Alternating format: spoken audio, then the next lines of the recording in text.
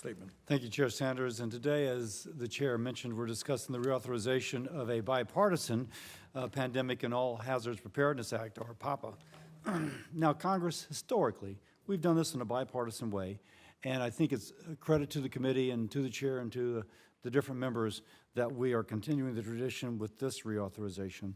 Specifically, Chair Sanders, Senator Romney, Senator Casey, and all my other colleagues, thank you for your work on this important legislation.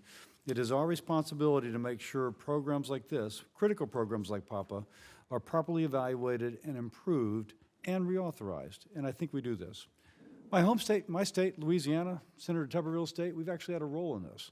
PAPA was first enacted in 2006, reflecting the failures of the federal response to Hurricane Katrina.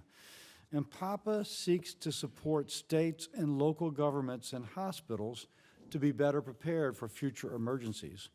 To do this, it originally established the Office of the Assistant Secretary for Preparedness and Response, or ASPR, and the Biomedical Advanced Research and Development Authority, or BARDA.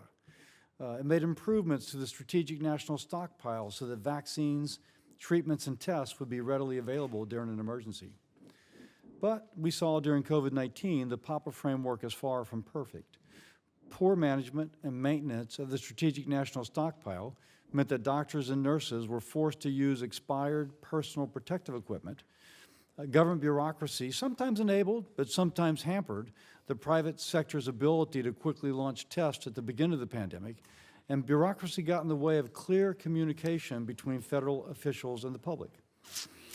Now, although mistakes were made during COVID-19, we did learn some tough lessons, and we hope this legislation, it's here to make sure that future generations are not forced to learn on the fly should another crisis occur.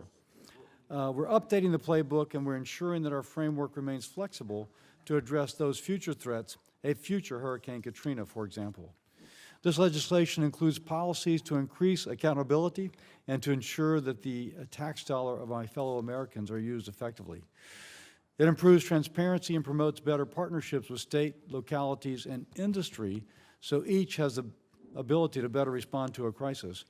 And it strengthens our ability to prevent and mitigate drug shortages focused on the type of shortages most likely to occur during an emergency. Lastly, the legislation strengthens the federal government's ability to invest in innovative technologies to respond to new and emerging threats. It is a major step forward in improving our readiness towards the next pandemic, natural disaster, the terrorist attack, or the accident that puts Americans' health and safety at risk. It also demonstrates what can happen when we work together on a bipartisan basis to reauthorize important legislation. I thank my colleagues for their collaboration. I look forward to today's markup. Thank you very much, Senator Cassidy.